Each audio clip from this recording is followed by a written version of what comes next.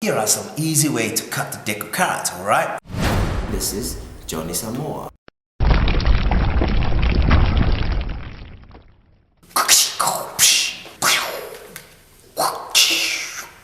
Right in the middle of your hand, put it there.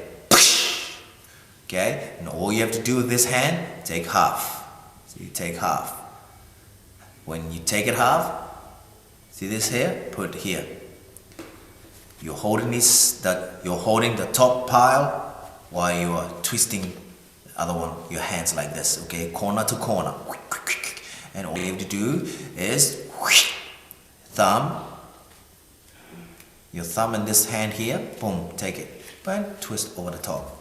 Put it right there, hold it, down, take half. See this part here? Put it here. And, see, rotate it like this. It's really cool to do it before a trick. 1, 2, 3, 4. But guess what? I got 1, 2, 3, 4, 5, 6, 7, 8, 9.